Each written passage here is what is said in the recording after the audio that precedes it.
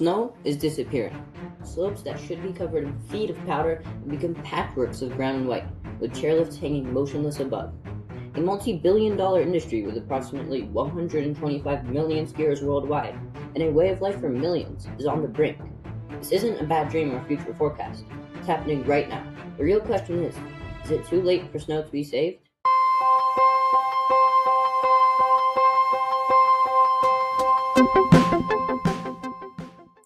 The story of this crisis starts in the Alps. For more than a century, these mountains have been one of the centers of the skiing universe, attracting over 40% of global ski tourists each year. But they're also a canary in the coal mine for a warming planet. The world is talking about trying to limit global temperature rise to 1.5 degrees Celsius, but the Alps have already heated up about 2 degrees since pre-industrial levels, a rate much higher than the global average. The consequences aren't subtle. In many spots, the snow season at mid-mountain elevations has shrunk by an average of 38 days since the 1960s. Think about that. More than an entire month of winter just gone. The majestic glaciers, the very soul of these mountains, are in a catastrophic retreat. They've lost about half their total volume since the 1850s, and it's a vicious feedback loop. As snow and ice melt, the surface becomes darker from dust and pollutants, causing it to absorb more sunlight and melt even faster. Some scientific projections show that if high emissions continue, more than 90% of glaciers in the Alps could vanish by the end of this century. For the ski industry, this is an existential threat. A landmark 2023 European study laid it out in stark terms. With 2 degrees of global warming, 53% of the 2,234 ski resorts studied in Europe would face a high risk of not having enough natural snow. If temperature rises by 4 degrees, that number jumps to a nearly unbelievable 98%. Now that's without accounting for man-made snow, but it shows just how reliant the industry is becoming on technology. This is about more than a lost hobby. Skiing in Europe generates an estimated 30 to 34 billion euros annually. In France alone, it supports an estimated 120,000 jobs. The lower altitude resorts, the ones that are often more affordable and serve local communities, are the most vulnerable. Since the 1950s, at least 186 resorts in Europe have already closed due to declining snow. They are, quite literally, being erased from the map, one warm winter at a time.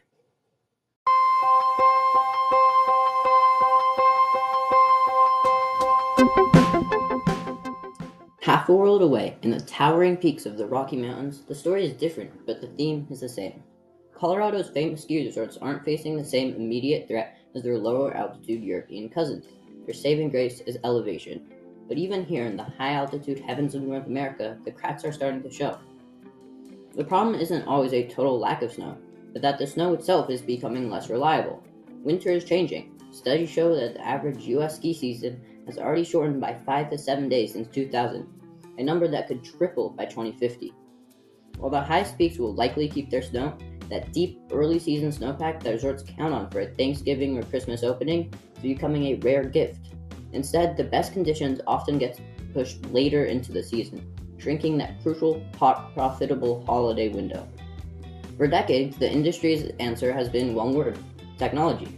If snow doesn't fall from the sky, you make it yourself. Colorado's resorts have become masters of artificial snowmaking, pouring tens of millions of dollars into systems that can blanket entire mountainsides. Just covering a single acre with 1 foot of snow can require 200,000 gallons of water. But this technological arms race is a battle against thermodynamics. It's a battle they are slowly losing. Snowmaking needs a delicate dance of cold temperatures and low humidity. As winters get warmer, the number of nights cold enough to make snow efficiently is shrinking.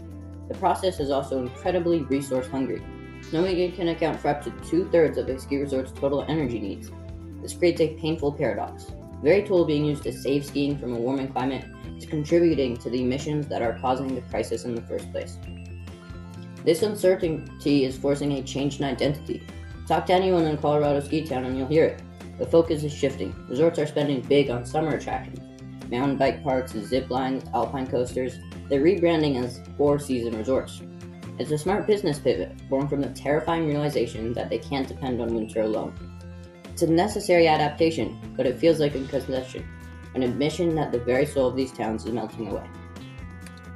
Speaking of the Rockies, I would like to give a quick thanks to our sponsor of today's video, TuneWax Ridgway, Colorado. TuneWax are top specialists in the ski tuning business. from a fresh carving turn to the best conditioned powder ski you can get, locally grown in sand palms. Get pro tuning for local prices with the QR code on screen or the link in the description. Thanks to TuneWax for sponsoring this video.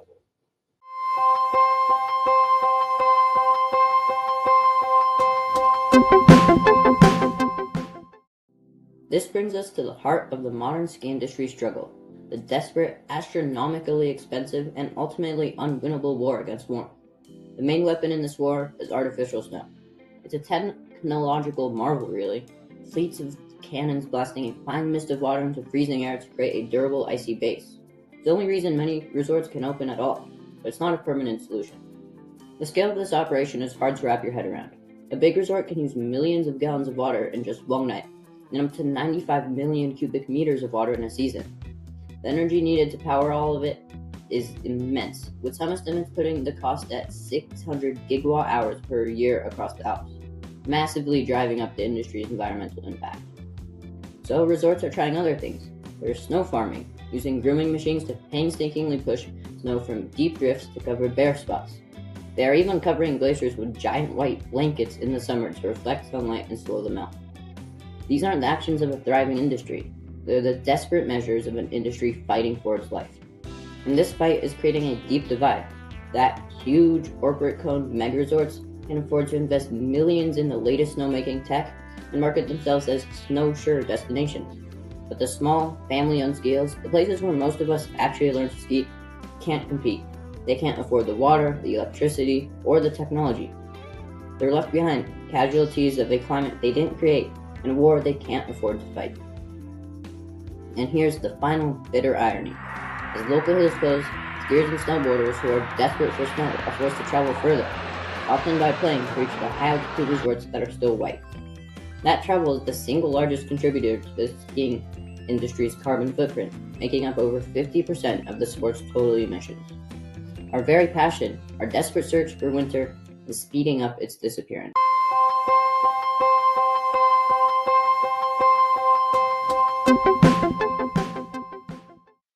We're left with a landscape of contradictions. An industry built on the pristine beauty of nature is now locked in an industrial-scale battle against it.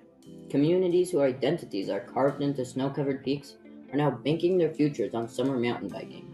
And a sport that offers a feeling of pure freedom is becoming more and more constrained by rising temperatures.